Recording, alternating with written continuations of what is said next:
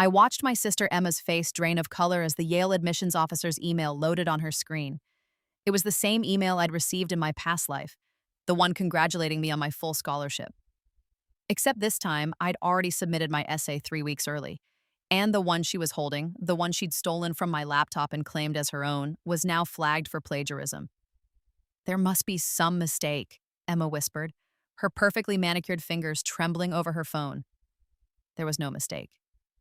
Not this time. In my previous life, I died at 23 in a car accident, broke and bitter, watching from my hospital bed as Emma accepted yet another award that should have been mine. The last thing I remembered was her Instagram post from Yale's graduation ceremony, wearing the cap and gown I'd earned with my words, my pain, my story. Then everything went dark. When I opened my eyes again, I was 16, lying in my childhood bed with its faded purple comforter, staring at the crack in the ceiling I'd memorized during countless nights of crying myself to sleep. My phone showed the date, September 15th, 3 years before everything fell apart, 3 years before Emma would steal my scholarship essay and destroy my future. But I remembered everything. I remembered how it started. I was the middle child in the Harrison family, perpetually invisible between my older brother Marcus and my younger sister Emma. Mom was a real estate agent who measured love and property values. Dad was a corporate lawyer who measured worth in Ivy League acceptances, and Emma was their golden child, the one who could do no wrong. I was the spare, the practice kid, the one they'd already given up on. It hadn't always been that way. When I was younger, I thought I had a chance. I worked hard in school, got straight A's, joined every club that would have me. But no matter what I did, it was never enough. When I made honor roll, Emma made high honors. When I placed third in the state writing competition, Emma won first in the science fair. When I got into the local university on a partial scholarship, everyone asked why I couldn't be more like Emma and aim for the Ivies. What they didn't know was that Emma had been cheating her way to success since middle school. She'd stolen my homework, copied my essays, even taken credit for a short story I'd published in a literary magazine by claiming I was just helping her edit. Mom and Dad never questioned her. Why would they? Emma was perfect. The breaking point came during our senior year. Yale had announced a special scholarship program for first-generation college students who'd overcome significant adversity. The prize was a full ride, tuition, room, board, everything. It was my ticket out, my chance to finally escape the shadow of my family's expectations and Emma's theft. I spent 3 months on that essay. I poured my heart into every word, describing what it was like to grow up as the invisible child, working 3 part-time jobs to save money for college while my parents paid for Emma's SAT prep and college consultants. I wrote about the nights I spent at the public library because it was warmer than our house, where Dad controlled the thermostat and didn't see why I needed to be comfortable to study. I wrote about being told I was selfish for wanting to go to college when Emma would need that money for grad school. It was raw. It was honest. It was mine. I saved it on my laptop with a password, but Emma was clever. She'd installed a keylogger months earlier, had been monitoring everything I typed. When I finally finished the essay and saved it one last time before submission, she copied it word for word. Then she broke my laptop. She spilled coffee on it accidentally the morning the application was due. I watched in horror as the screen flickered and died, taking my essay with it. I had a backup on a USB drive, but Emma had stolen that too. By the time I'd raced to the library and tried to recreate the essay from memory, the deadline had passed. Emma submitted my essay as her own. She changed a few details, made herself the victim, made me the golden child who got everything while she suffered. She was so convincing that even I almost believed her. She got the scholarship, she went to Yale, and I went to community college working full-time at a diner to pay for classes. In my first life, I never recovered. The betrayal broke something inside me. I struggled through 2 years of community college before dropping out, unable to afford it anymore. I worked dead-end jobs, watched Emma's Instagram posts from Yale parties and Yale internships and Yale everything, and slowly died inside. The car accident was almost a relief, but now I was back, and this time I knew exactly what was coming. The first thing I did was check my laptop. Sure enough, I found Emma's keylogger in the system files, buried deep where a normal 16-year-old wouldn't think to look. But I wasn't a normal 16-year-old anymore. I was 23 years old with 3 years of bitter experience in a 16-year-old body. I left the keylogger in place. Let her watch. The second thing I did was open a new document and start writing. But not my real essay, a fake one, a decoy. I wrote about being a spoiled middle child who had everything handed to her, who didn't appreciate her perfect younger sister. I made it mediocre on purpose, full of cliches and poor structure. The kind of essay that would get rejected immediately. I saved it with obvious importance, backed it up multiple times, even sent it to myself via email with the subject line, "Final Yale essay, do not lose." Then I watched Emma's behavior. She was 12 years old, already showing signs of the manipulative monster she'd become. She was sweet to our parents, cruel to me when they weren't looking. She borrowed my clothes and returned them stained. She accidentally deleted my homework. She told Mom that I'd called her stupid when I'd actually been helping her with her math. But I saw it all differently now. I saw the calculation in her eyes, the way she tested boundaries, the way she learned what she could get away with. She was building the foundation for who she'd become at 16. I let her play her games. I smiled and apologized when she framed me for things I didn't do. I took the punishment when Mom grounded me for Emma's mistakes. I was patient, because I knew exactly when she'd strike. 3 years.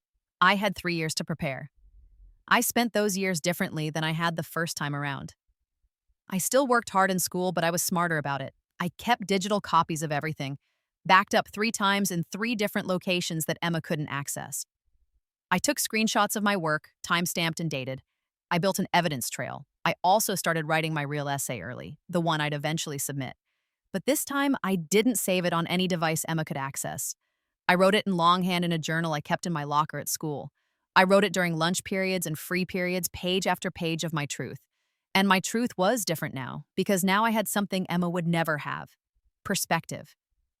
I understood not just what had happened to me, but why. I understood the family dynamics that created a monster like Emma. I understood Mom's obsession with success and Dad's emotional distance. I understood how easy it was to lose yourself in a family that never saw you in the first place. My essay wasn't just about being invisible anymore. It was about finding yourself despite the invisibility. It was about resilience and self-knowledge and the strength it takes to keep going when no one believes in you. It was powerful. And it was mine. When summer before senior year arrived, I got a job at a coffee shop. Not the diner from my first life. I couldn't bear to go back there, even though it hadn't happened yet. This was a small independent place near the university, the kind of spot where professors and graduate students spent hours nursing lattes and grading papers. That's where I met Professor Chen. She was a Yale alumna visiting town for a research project. She came in every morning for 3 weeks, ordered the same drink, and sat in the same corner grading essays. We started chatting during the slow periods. She asked about my college plans. I told her I was interested in Yale's scholarship program. "The adversity one?" she asked, looking up from her papers. "That's competitive. Really competitive. I'm on the selection committee, actually." My heart stopped. This hadn't happened in my first life. But then again, I hadn't worked at this coffee shop in my first life. "What makes a good application?" I asked, keeping my voice casual even though my hands were shaking. She smiled. "Authenticity. We can tell when someone's feeding us a line. The best essays are the ones where you can feel the person's truth coming through. Not what they think we want to hear, what they actually lived." I nodded, absorbing this. "What about technical stuff, like submission timing?" "Get it in early if you can," she said. "We do rolling reviews. The earlier you submit, the more time we have to consider your application. Plus, it shows initiative." She paused, stirring her coffee. "But make sure it's ready. Don't rush it just to be early. Quality matters more than speed." I thanked her and went back to work, but my mind was racing. In my first life, I'd submitted at the deadline because I'd been perfecting it until the last possible moment. Emma had beaten me by breaking my laptop on deadline day, making it impossible for me to submit at all. But if I submitted early enough, really early, there'd be nothing she could do. Even if she stole my essay and tried to submit it later, she'd be the plagiarist, not me. I went home that night and typed up my handwritten essay. It took me 3 days working in the middle of the night while everyone slept, saving it only to a USB drive I kept hidden in a box of tampons under my bathroom sink. Emma would never look there. When I was done, I read it through one final time. It was better than anything I'd written in my first life. It was authentic, like Professor Chen said. It was me. I submitted it on August 15th, exactly 1 month before the application portal officially opened. Early submissions were allowed but rare. Most students waited until they'd perfected every aspect of their application. The confirmation email arrived immediately. Thank you for your submission. Your essay has been logged and will be reviewed by our committee. I took a screenshot, saved it, backed it up. Then I deleted all evidence of the real essay from every device I owned. And then I waited. September rolled around and Emma started her junior year while I started senior year. She was already talking about Yale, dropping hints to mom and dad about how she wanted to follow in their footsteps, even though neither of them had gone to Yale or any Ivy League school. I think I'm going to apply for that scholarship, she announced at dinner one night. You know, the one for students who've overcome adversity. I kept my face neutral, pushed pasta around my plate. That's great, Em. What adversity are you going to write about? She gave me a look, the same calculating look I remembered from my first life. I'll figure something out, maybe about being the youngest having to live up to everyone else's achievements. Mom smiled at her, proud. That's a wonderful angle, sweetheart. Very authentic. I almost laughed. Almost. When's it due? Dad asked, not looking up from his phone. December 1st, Emma said, but I'm going to wait until the last minute to submit. I want it to be perfect. Perfect, sure. October came and went. I could tell Emma was getting frustrated because I wasn't writing anything she could steal. My laptop was clean, just homework and browsing history. I saw her searching through my things when she thought I wasn't home, looking for journals or notebooks or anything with college essay material. She wouldn't find anything. It was already submitted. In November, Emma started acting more aggressive. She broke my favorite mug and blamed me. She told Mom I'd been sneaking out at night. I hadn't, and got me grounded for 2 weeks. She deleted a history paper from my laptop the night before it was due, forcing me to rewrite it from memory and turn it in late. I took it all with a smile, because I knew what was coming. November 30th, the day before the scholarship deadline, Emma finally made her move. I'd prepared the fake essay months ago, the mediocre one full of cliches. I'd left it on my laptop, password protected, but with an obvious password she'd know from the keylogger. I'd even practiced typing it out again recently, as if I were making final edits, so she'd think it was my real submission. That morning, I left my laptop on the kitchen counter, unlocked. I told Mom I was running to the library to print some college materials. I made sure Emma heard me. When I came back 2 hours later, my laptop was exactly where I'd left it, but the angle was slightly different. The essay file had been accessed. The USB backup I'd left in the top drawer of my desk was gone, hook, line, and sinker. That night, I heard Emma through our shared wall, typing frantically. She was changing details, making the essay her own, making me the villain and her the victim. At 11:47 p.m., 13 minutes before the deadline, Emma submitted my fake essay as her own. I know because I checked the Yale portal later that night, creating a fake account just to see the submission logs. There it was, Emma Harrison's application submitted at 11:47 p.m. Mine had been submitted 3 months earlier. December was quiet. Emma was confident, floating through the house on the certainty of her success. She'd even started telling friends she was going to Yale, posting cryptic things on social media about dreams coming true and hard work paying off. I worked at the coffee shop and waited. Professor Chen came back in mid-December looking harried. Holiday grading, she explained when I asked how she'd been. Plus, the scholarship committee is in full swing. We're reviewing applications now. Find any good ones? I asked, trying to keep my voice casual. She smiled. A few standouts. There's one in particular. She paused, then shook her head. I probably shouldn't discuss it. Confidentiality and all. But I saw the way she looked at me just for a second, a knowing look. She knew. Christmas came and went. Emma got a designer handbag and a new laptop. I got a sweater and some bookstore gift cards, par for the course.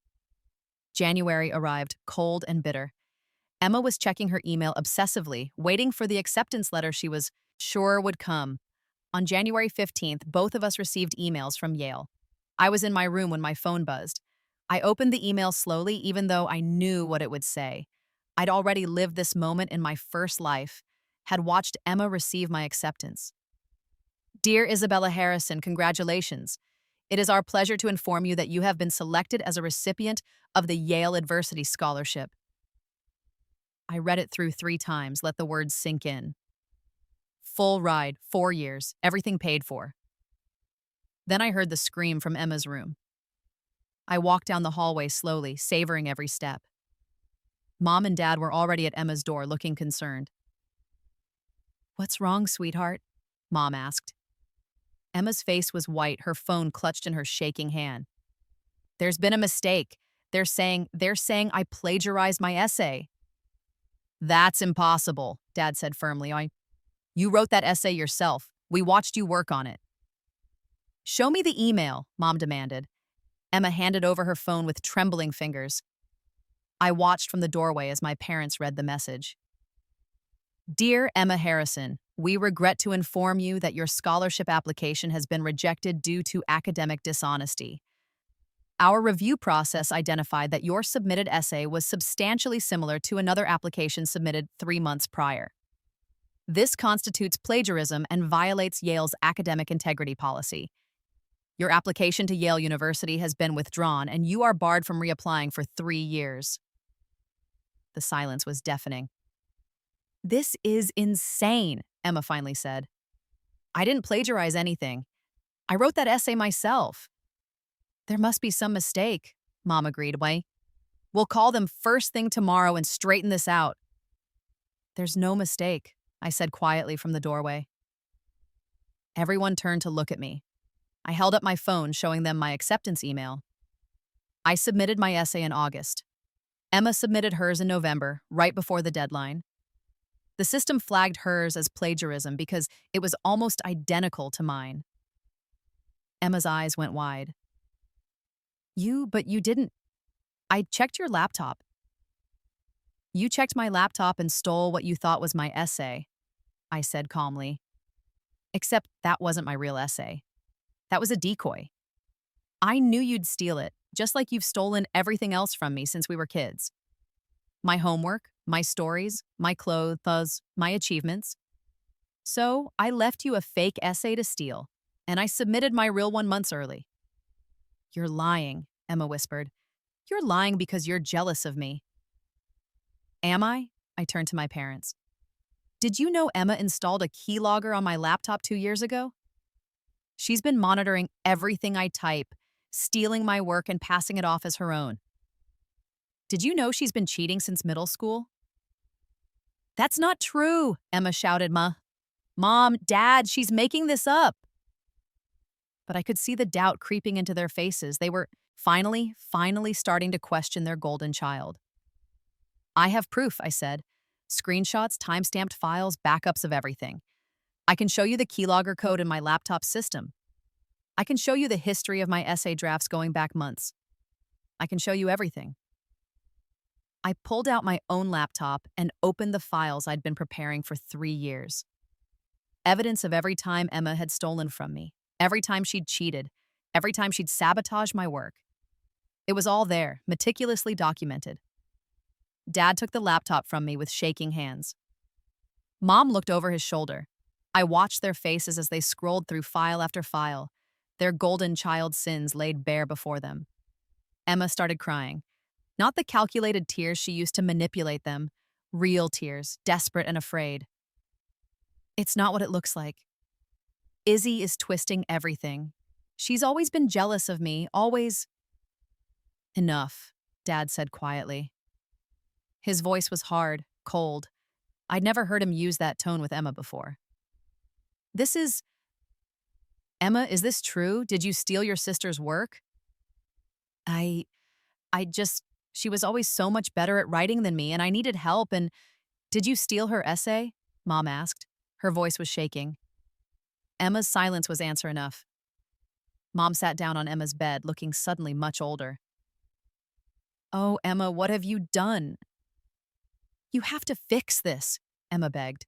Call Yale. Tell them it was a mistake. Tell them. We can't fix this, Dad said.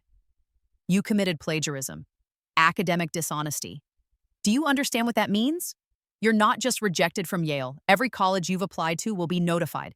This goes on your permanent record. Emma turned to me, her face twisted with rage. You did this on purpose. You set me up. I protected myself, I corrected Basio. There's a difference. You chose to steal my work. You chose to cheat. I just made sure you'd get caught this time. This time? Mom asked. You mean she's done this before? I nodded. Check the files. There's documentation going back 3 years. The homework she claimed was hers, the short story she took credit for, all of it. Emma's entire academic success has been built on stealing from me. Dad was still scrolling through the evidence, his face getting darker with every file. The science fair project, the essay competition, Jesus, Emma, all of it? Emma was sobbing now, great heaving sobs that would have moved me in my first life. But I died once already because of her. I had no sympathy left. I need to call Yale, Dad said, standing up. I don't know what we need to do, but we need to do something. There's nothing you can do, I said. The decision is final. Emma violated their academic integrity policy. She's barred from reapplying. But you're accepted, Mom said, looking at me with something I'd never seen before, recognition.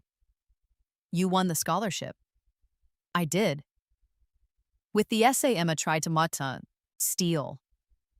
With my essay, the one I wrote about what it's like to be invisible in this family, the one I wrote about watching my sister steal everything from me while you both looked the other way. Mom flinched like I'd slapped her. We didn't know. You didn't want to know, I said. It was easier to believe Emma was perfect. Easier to believe I was just not trying hard enough, not smart enough, not good enough. Izzy, Dad started, but I held up my hand. I'm going to Yale, I said, on a full scholarship that I earned, and I'm going to have an amazing life. And Emma? I looked at my sister, still sobbing on her bed. You're going to have to figure out how to succeed on your own merit for the first time in your life. Good luck with that. I walked out of the room, leaving behind my shattered sister and my stunned parents. Behind me, I heard Emma wail, "You've ruined my life." No, I thought, I saved mine. The next few weeks were chaos. Emma's rejection from Yale triggered a domino effect. Her other college applications were flagged for review.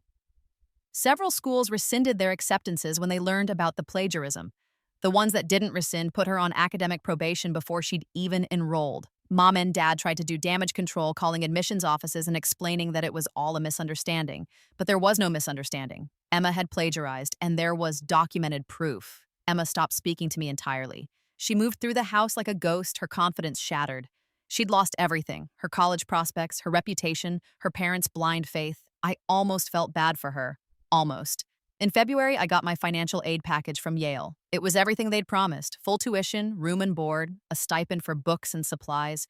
I'd even been invited to a special orientation for scholarship recipients in the summer. Professor Chen came into the coffee shop the day after I got the package. She ordered her usual drink and then said, "Congratulations, Isabella. Your essay was one of the best I've ever read. You deserved that scholarship." "Thank you," I said. "For everything." She smiled knowingly. "I didn't do anything. You did it all yourself. You just needed someone to see you." She was right. That's all I'd ever needed. To be seen. To be recognized for who I really was, not who my family wanted me to be. March brought more vindication. The high school found out about Emma's cheating through the Yale rejection, and they launched an investigation. They discovered years of academic dishonesty, plagiarized papers, stolen homework, manipulated grades. Emma was suspended for 2 weeks and put on academic probation for the rest of the year. Her chance of valedictorian, which she'd been counting on, evaporated. Her friends started avoiding her. The golden child had fallen, and nobody wanted to be associated with the fall. April was when Mom and Dad finally apologized. I was home for spring break. I'd gotten a part-time job at a bookstore near Yale campus, lining up my life, when Mom knocked on my door. "Can we talk?" she asked. I let her in. She sat on my bed, looking uncomfortable in a way I'd never seen before. "I've been thinking a lot," she said. "About you and Emma, about how we raised you both, and I realize we failed you, Izzy. We failed you in so many ways." I didn't say anything. There was nothing to say that wouldn't sound bitter or cruel. "We put all our energy into Emma," Mom continued. "We thought you were so independent, so capable that you didn't need us the same way. But that wasn't fair. Every child needs their parents. And we weren't there for you." "No, you weren't." She flinched but didn't look away. "I'm sorry. I know that's not enough, but I'm so, so sorry. You deserved better. You deserved parents who saw you, who celebrated your achievements, who protected you from your sister instead of enabling her." "Why didn't you?" I asked. "Why didn't you see what Emma was doing?" Mom was quiet for a long time. I think we wanted so badly for her to be special. She was our youngest, our baby. And when she started achieving things, we were so proud. We didn't question it because we didn't want to. It was easier to believe in her than to look too closely. And me? You were always so self-sufficient, so independent. I thought that meant you didn't need us. She wiped at her eyes. I was wrong. I was so wrong, and I'm sorry. I wanted to stay angry. I wanted to hold on to the bitterness that had sustained me through my first life and the early years of this one. But I was tired. So tired of carrying that weight. "I forgive you," I said quietly. "But things can't go back to how they were. You understand that, right? I'm going to Yale. I'm starting my own life. And I need you to let me do that without trying to pull me back into this family's dysfunction." "I understand," Mom said. "And I support you. We both do, your father and I. We want you to succeed. We want you to be happy." "What about Emma?" Mom's face tightened. "Emma is struggling. We're getting her into therapy. And she's going to community college in the fall. She needs to learn how to succeed on her own. We can't keep enabling her." It was more than I'd hoped for. Not perfect, but better. Dad apologized too, later that week. His apology was stiff and awkward. Emotions weren't his forte. But it was sincere. He promised to do better, to be there for me, to support my dreams. I accepted his apology too. Not because I'd forgotten the years of neglect, but because holding on to anger was only hurting me. May came, bringing graduation. I was salutatorian. Emma had tanked her GPA with the academic probation. The irony wasn't lost on anyone. At the ceremony, when I walked across the stage to accept my diploma and my scholarship certificate, I saw Emma in the audience. She wasn't clapping. She wasn't smiling, but she was there, watching me succeed. I met her eyes for just a moment. There was no triumph in my gaze, no gloating, just peace. I had won, but more importantly, I had freed myself. Summer passed in a blur of preparation. I worked extra shifts at the bookstore, saved money, bought everything I'd need for Yale. Mom and Dad, true to their word, supported me. They helped me pack, drove me to orientation, even paid for extras that the scholarship didn't cover. It was strange having their attention, having their pride. It was what I'd always wanted, but it felt different now, less urgent, less necessary. I'd learned to validate myself. Their approval was nice, but it wasn't essential. Emma and I never really reconciled. We existed in the same house, passing each other in hallways, eating at the same table. But the sister I'd known, or thought I'd known, was gone. In her place was a stranger working through her own issues. I heard through Mom that Emma was doing okay in therapy. She'd enrolled in community college, was taking basic courses and trying to figure out who she was without the crutch of stolen achievements. Mom said Emma had even apologized for everything, though she'd never said it directly to me. Maybe she would someday, maybe she wouldn't. Either way, I was okay. In August, I moved into my dorm at Yale. My roommate was a girl from California named Maya, pre-med, with a wicked sense of humor.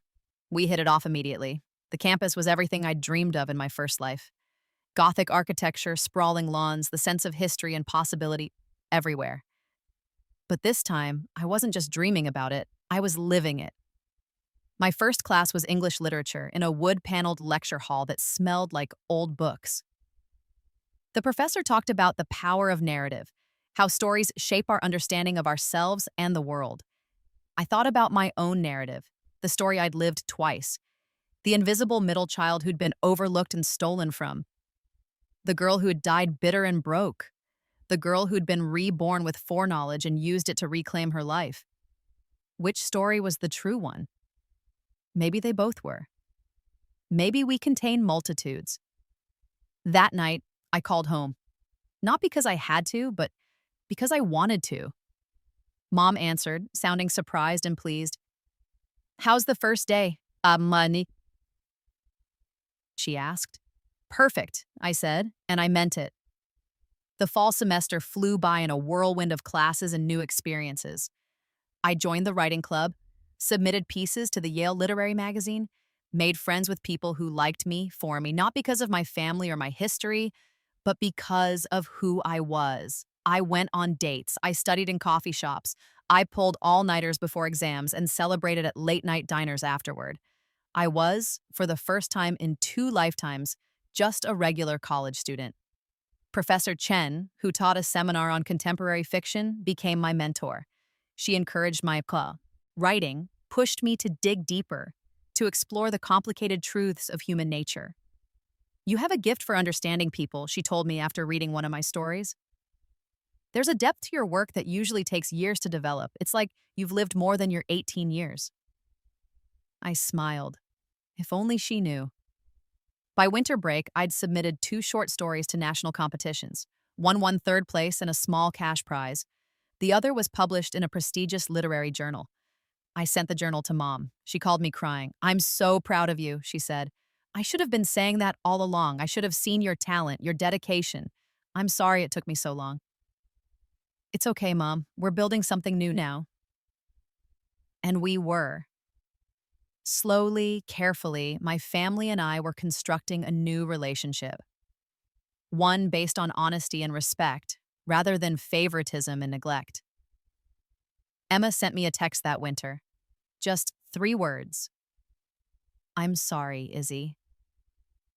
I stared at those words for a long time before responding. "I know, I forgive you." It wasn't perfect. We'd probably never be close. But it was something. It was a start. Spring semester of freshman year brought new challenges. I declared my major, English with a concentration in creative writing. I took on an internship at a small publishing house in New Haven. I started dating a guy from my literature class, a sweet boy named David, who made me laugh and never asked me to be anyone but myself.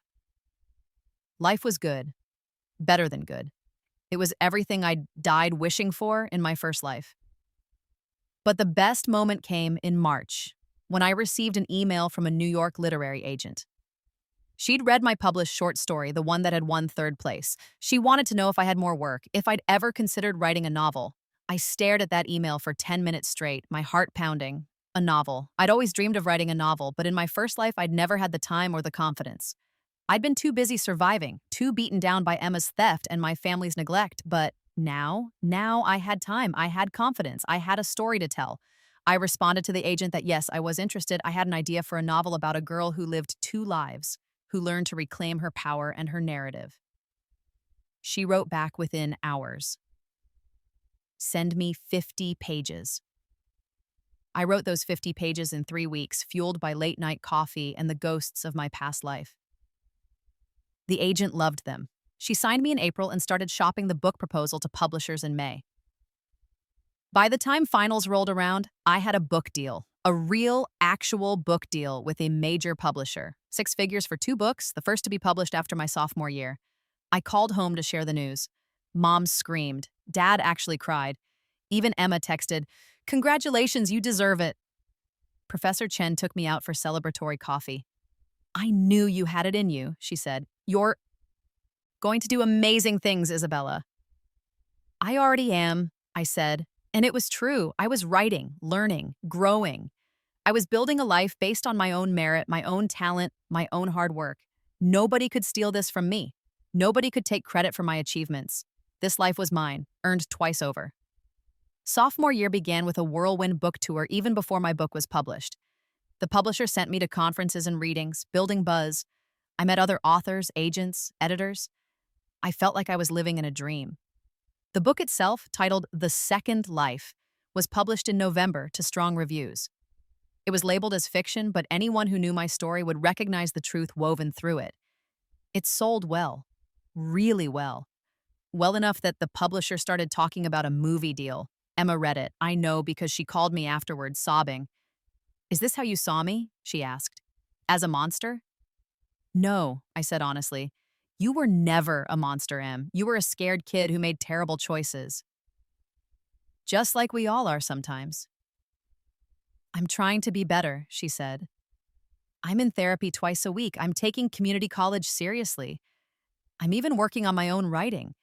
Nothing I'd ever publish, just journaling, trying to understand myself." "That's good," I said. "That's really good. Do you think—" She trailed off, then tried again. "Do you think we'll ever be sisters again? Real sisters?" I thought about it. In my first life, Emma had destroyed me. In this life, she'd tried to and failed. But she was also trying to change, trying to grow. "Maybe," I said. "Not the sisters we were before, but maybe something better, something honest." She cried again, but these were different tears. Hopeful tears. We hung up with a promise to talk again soon. And for the first time, I believed we would. Junior year brought more success. My second book sold even better than the first. I was invited to speak at universities and conferences. I was interviewed by major magazines about being a young voice in literature. But the best part wasn't the fame or the money or the accolades. The best part was the peace. I woke up every morning in my Yale dorm, looked out at the campus I'd earned my place in, and felt grateful. Not bitter, not angry, not scared, just grateful. I'd been given a second chance at life, and I'd used it to become the person I was always meant to be. David and I were still together, talking about moving in together after graduation. Mom and Dad were planning to visit for Parents' Weekend. Emma was transferring to a 4-year college, finally succeeding on her own merit. Everything had fallen into place. Not perfectly, life is never perfect, but beautifully. In November of junior year, I gave a reading at a bookstore in New Haven. The place was packed, standing room only. I read from my second book, a story about forgiveness and sisterhood and the complicated love of family. Afterward, during the Q&A, someone asked, "Do you believe in second chances?" I thought about my answer carefully. I thought about dying at 23, bitter and broken. I thought about waking up at 16 with all my memories intact. I thought about the choice I'd made to protect myself, to reclaim my narrative, to succeed on my own terms. "Yes," I said. "I believe in second chances, but I also believe that we have to create them ourselves. Nobody's going to hand you a new life. You have to fight for it, plan for it, work for it. You have to believe you deserve it and then make it happen." The audience applauded. I saw Professor Chen in the back, smiling proudly. I saw my parents in the third row holding hands. I saw Emma standing near the door, half hidden, but there. After the reading, Emma approached me hesitantly. "Can we talk?" We walked to a nearby coffee shop, ordered drinks, sat across from each other in a quiet corner. "I've been wanting to tell you something," Emma said. "I've been too scared, but I need to say it. What I did to you, stealing your work, sabotaging you, making your life hell, it wasn't about you. It was never about you." "What was it about?" "Me, my insecurity, my fear that I wasn't good enough. I saw how talented you were, how effortlessly smart, and I was terrified. Terrified that Mom and Dad would realize you were better than me. So I tried to tear you down, to steal what you had, to make myself look better by making you look worse." She wiped at her eyes. "It was cruel and stupid, and I'm so, so sorry." "I forgive you," I said. And I meant it. "How?" she asked. How can you forgive me after everything? Because holding on to anger was killing me, I said. Because you were a kid who made mistakes. Because you're trying to be better now, and because forgiveness isn't about you, it's about me. It's about letting go of the past and choosing to move forward. Emma reached across the table and took my hand. Thank you for being better than I deserved, for giving me a chance to be better too. We sat there for a long time, two sisters who'd hurt each other and survived it, holding hands and drinking coffee and talking about the future. Senior year was bittersweet. My last year at Yale, the end of this chapter of my life. I was graduating summa cum laude with a double major in English and psychology. I'd added the psychology degree because I wanted to understand the dynamics that had shaped my family. My thesis was on narrative identity and how the stories we tell ourselves shape our reality. My advisor called it brilliant. It won the department's highest honor. In May, I walked across the stage at graduation to receive my diploma, the same stage Emma had walked across in my first life, wearing achievements she'd stolen from me. But this time, everything was mine: the diploma, the honors, the pride. Mom and Dad were in the audience, cheering louder than anyone. Emma was there too, with her own small successes to celebrate. She transferred to a 4-year college and was doing well, genuinely well, on her own merit. After the ceremony, we took photos on the lawn. All of us together: Mom, Dad, Emma, me. A family that had broken and healed, imperfectly but truly. I'm proud of you, Dad said, hugging me tight. So proud. We both are, Mom added. You've achieved so much, overcome so much. You're extraordinary, Izzy. I looked at Emma, standing a little apart, and held out my hand. She took it, squeezing gratefully. We all are, I said. We're all extraordinary in our own ways. We just had to figure out what that meant. That night, there was a party for the scholarship recipients. I stood with my friends, these brilliant, resilient people who'd overcome their own adversities to get here, and I felt overwhelmed with gratitude. Professor Chen found me near the end of the night. So, what's next for you? She asked. Graduate school, eventually, I said. But first, I'm taking a year off to write my 3rd book and travel. I want to see the world, experience things, live fully. That sounds perfect, she said. You've earned it. I had earned it. Every moment of happiness, every success, every peaceful night's sleep. I'd earned it all twice over. 5 years later, I published my 5th book. It was my most successful yet, hitting the New York Times bestseller list and staying there for 16 weeks. The movie adaptation of my first book was in production with a major actress attached to play the lead. I lived in a beautiful apartment in Brooklyn, writing full-time, teaching occasional workshops. David and I had gotten married the year before in a small ceremony in Connecticut with both our families present. Emma was there, my maid of honor. She'd graduated from college with a degree in social work and was working with at-risk youth, helping kids who reminded her of herself, kids who were struggling, making bad choices, needing second chances. I want to help them the way you helped me, she told me, by showing them they can be better, do better. Mom and Dad had retired and moved to Florida. They visited often, making up for lost time. Our relationship wasn't perfect. We still had old wounds that ached sometimes. But it was real. It was honest. I'd been given a second life, and I'd used it to build something beautiful. Not just for myself, but for my whole family. We'd all grown, all changed, all become better versions of ourselves. On the day my 5th book hit #1 on the bestseller list, I got a call from Emma. I read it, she said. The whole thing in one sitting. Izzy, it's amazing. It's your best work yet. Thank you, I said, genuinely touched. That means a lot coming from you. I mean it. You're talented, you're successful, and you did it all yourself. I'm so proud of you, and I'm so sorry it took me so long to see what was always there, how extraordinary you are. I wiped at my eyes, caught off guard by the emotion. You're pretty extraordinary too, Em. What you're doing with those kids, the lives you're changing, that matters. That's real. We're both doing okay, aren't we? She said, laughing through tears.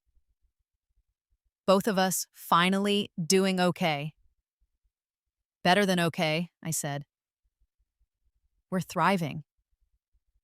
That night I stood on my balcony overlooking Brooklyn, David beside me, and thought about my 2 lives. The first one, full of pain and bitterness and regret. The second one, full of triumph and love and peace. I'd been given an unfair advantage, the knowledge of the future, the chance to change my fate. But the advantage alone hadn't saved me. I'd had to work for it, plan for it, fight for it. I'd had to be smart and strategic and patient. I'd had to save myself, and I had. The girl who'd died at 23, broken and bitter, was gone. In her place was a woman who'd reclaimed her narrative, rewritten her story, and created a life worth living. Not just once, but twice. I thought about that Yale scholarship essay, the one I'd written about being invisible, about finding yourself despite the odds. I thought about how Emma had tried to steal it, how I'd protected it, how it had changed everything.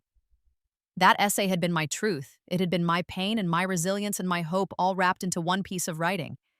It had been mine. And because I'd fought to keep it mine, everything else had followed. David wrapped his arm around me. "What are you thinking about?" "Second chances," I said, "and how sometimes you have to create your own happy ending." He kissed my temple. "I'd say you've done that pretty well."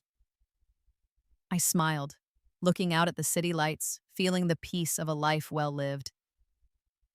"Yeah," I said. "I'd say I have. The end of my first life had been full of regret, all the things I didn't do, didn't say, didn't fight for, but the end of this life, whenever it came, would be different, because I'd done it all. I'd fought for every dream, seized every opportunity, refused to be invisible or overlooked or stolen from. I'd lived, fully, completely, triumphantly, and that made all the difference. Years continued to pass, each one bringing new joys and small triumphs. My career as a writer flourished. I published books, taught writing workshops, mentored young authors. I built a life that was rich and full and entirely my own. Emma and I grew closer. Not the way we'd been as children, that innocence was gone forever, but in a deeper, more meaningful way. We were sisters who'd hurt each other and forgiven each other. We understood darkness because we'd lived through it together, albeit from different sides. She came to my book launches. I attended her social work conferences. We had Sunday dinners once a month talking about our lives, our dreams, our continued growth. Mom and Dad mellowed with age. They admitted their mistakes more freely, praised us more openly. They'd learned finally to see both their daughters clearly. It wasn't the family I'd been born into. It was the family we'd become, imperfect, complicated, but real. On the 10th anniversary of my Yale acceptance, Professor Chen invited me back to campus to speak to the new scholarship recipients. I stood in the same lecture hall where I'd taken my first class, looking out at faces full of hope and determination. "You're here because you've overcome adversity," I told them, "because you faced challenges that would have broken other people and you survived. You thrived. But the adversity doesn't end here. Life will keep testing you. The question is, how will you respond?" I saw my younger self in their faces, hungry for success, desperate to prove themselves, carrying wounds they were still learning to heal. My advice is this: protect what's yours. Your work, your dreams, your truth. Don't let anyone steal it or diminish it or make you doubt it. And when someone tries, because they will try, be smart. Be strategic, be ruthless if you have to be. I paused, remembering the girl I'd been at 16, waking up with memories of a life lived and lost. But also be forgiving. Of yourself, of others. Holding on to anger will poison you. Letting it go will free you. The goal isn't just to survive or to succeed. It's to find peace. To build a life you're proud of, with people you love, doing work that matters. The students applauded. Afterwards, several came up to talk to me, to ask questions, to share their own stories of survival and triumph. I listened to each one, offering encouragement and advice. I saw myself in them, the determination, the fear, the hope that this opportunity would change everything. It would, but only if they fought for it. That night, I had dinner with Professor Chen at our old coffee shop, the one where we'd first met. "Do you ever regret it?" she asked. "The way things happened with Emma, the confrontation, the exposure?"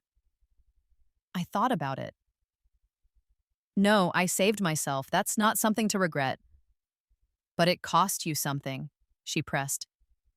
Your relationship with your family was damaged for years. Emma's life was derailed. Don't you ever wonder what would have happened if you'd handled it differently? Every day, I admitted. But then I remember my first life, how I died bitter and broken, never achieving my dreams, watching Emma live the life that should have been mine. That was the cost of not protecting myself. So, yes, the confrontation hurt people, but letting her steal from me would have hurt me more, and I matter too. Professor Chen smiled. Yes, you do. I'm glad you learned that. So am I. We talked long into the night about writing and teaching and life, about the choices we make and the consequences we live with, about the difference between revenge and justice, between protecting yourself and hurting others. Your story has a happy ending, Professor Chen said as we were leaving. Not everyone's does. No, I agreed. But everyone deserves the chance to write their own ending. That's what I was fighting for, the chance to write mine. And I had written it, carefully, strategically, with both hands and both lives. It was a good story. A story of survival and triumph, of pain and healing, of justice and forgiveness. It was my story, nobody else's, and it was exactly what I'd wanted it to be. The final chapter of my story, or at least this chapter of it, came 15 years after my Yale acceptance. I was 33, the age I'd never reached in my first life.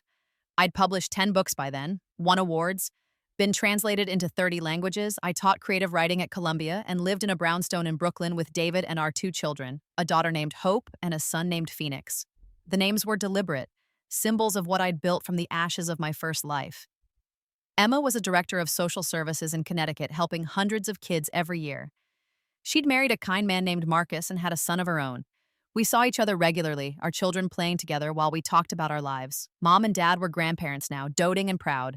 They'd learned from their mistakes, treated all their grandchildren equally.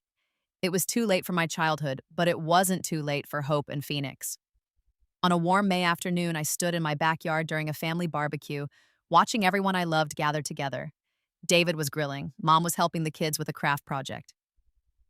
Dad and Emma's husband were arguing good-naturedly about sports. Emma stood beside me, both of us watching our families with quiet satisfaction. Do you ever think about how different things could have been? Emma asked. All the time, I said. I'm sorry, she said, not for the first time. For everything, for who I was, what I did. I know I've apologized before, but I don't think I can say it enough. You don't need to keep apologizing, I said. We've both moved on. We're both happy. Because of you, she said. Because you were strong enough to stop me. If you hadn't, I'd probably still be stealing and lying and destroying myself along with everyone around me. You saved me, Izzy, even though it didn't feel like it at the time. I looked at my sister, really looked at her. She was 31 now, with laugh lines around her eyes and gray streaks in her hair she refused to dye. She looked happy. Genuinely happy. We saved each other, I said. You taught me to fight for myself, to protect what's mine, to never give up even when everything seems hopeless. That's a generous way of looking at it, Emma said with a small laugh. It's the true way. Hope ran up to us, tugging on my sleeve. Mommy, Uncle Phoenix wants to know if you'll tell us a story. I smiled. What kind of story? A happy one, Hope said. With a good ending. All my stories have good endings, I said. Because I make sure they did. I gathered the children around me on the grass, Hope and Phoenix and Emma's son. David came over to listen too, and Emma, and eventually Mom and Dad. My whole family circled around me, waiting to hear what I'd say. Once upon a time, I began, there was a girl who was invisible. Nobody saw her, nobody valued her, nobody believed in her. And the girl was so sad, so lonely, that she thought she'd never matter to anyone. The children listened, rapt. But then something magical happened. The girl realized that she didn't need other people to see her value. She could see it herself. And once she saw it, once she believed in herself, everything changed. She became strong and brave and successful, She wrote stories that touched people's hearts. She built a family that loved her. She created a life that was beautiful and meaningful and entirely her own. Is that you, Mommy? Hope asked. Yes, baby, that's me. What happened to the people who didn't see her? Phoenix asked. I looked at Emma, at Mom and Dad, at the family we'd rebuilt from broken pieces. They learned to see her, I said. And they were sorry they hadn't seen her before. And she forgave them because forgiveness is how you set yourself free. That's a good story, Hope said, satisfied. Yes, I agreed. It's a very good story. That night, after everyone had gone home and the children were asleep, I sat in my office and opened my laptop. I had a new book to write, a new story to tell. But first, I opened an old file. My Yale scholarship essay, the one I'd written twice, once in my first life, once in my second. The one Emma had tried to steal, the one that had changed everything. I read through it one more time, remembering the girl who'd written it. The girl who'd been invisible and overlooked and so desperate to be seen. She wasn't invisible anymore. I closed the file and started writing my new book. It would be about second chances and sister dynamics and the complicated nature of forgiveness. It would be about survival and triumph and the fierce determination it takes to write your own happy ending. It would be true. And it would be mine. Nobody could steal it. Nobody could diminish it. Nobody could take credit for it. Because I'd learned my lesson. I'd learned to protect what was mine. I'd learned to fight for my dreams. I'd learned that the only person who could truly destroy my life was me, by giving up, by letting others take what I'd earned, by accepting invisibility as my fate. I'd refused to accept it in both lives, and that had made all the difference. The cursor blinked on the blank page, waiting for my words. I smiled and began to type. Once upon a time, I died, and when I came back, I decided to live. The end.